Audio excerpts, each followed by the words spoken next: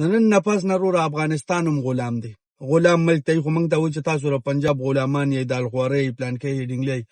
خو موږ د مشران نه هم اورېدلي دي او زموږ خپل ذهن کې هم دا خبرې چې په افغانستان باندې روس راغی، امریکا پرې راله، افغانستان یې ټول تڼې وړې کړو، خو افغانستان غلام نه کو. مثال موږ خپل ذهن کې دا سوچ کوو چې افغانستان غلام ملک نه دی. افغانستان 100% غلام ملک دی. چې نن دا فضلالرحمن ډیزلي کم چې د پښتنو قاتل دی، کم چې د پښتنو دشمن دی، کم چې د جهاد فتوی ورکوي په افغانستان کې، هغه سړی نن دی او په افغانستان کې کینی او تاسو نه ژوندی راځي. ما خو ماده که تاسو مرچکې دوړوئ دی او په منډه راخلاصي پاکستان ته واپسو. نو که د کاکا زامنو بس یو شان شوغه او دا مې واورئ چې انشاءالله تعالی اوس د افغانستان حالات ته ګوره ورځ تر ورځه به خرابېږي. دا سپېره انسان چې کم ځای ته لاړ شي نو هلته د پښتنو ضلالت شروع شي. خو بس مې منلی چې تاسو هم نه یې افغانیانو هسې فضول خلک یې.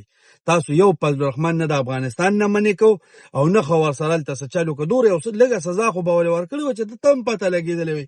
موږ خو ورور دا سزا ورکولی شو فضلالرحمن له موږ ګوټ نه ورکوو او دا د ټول نه غټه کمزوري ده چې په دې باندې به دی مري چې دله موږ ګوټ ورنکو او دی په دې دغه کې ني حکومت کې ني او دته صدارت مدارت سیټونه میټونه ورته میلاو نشي. موږ خو به له دا زور ورکوو. خو افغانستان خو ظالمه ستاسو خپله باچایي ده راټینګ کړی به ولته خو وامه بس یو. السلام علیکم.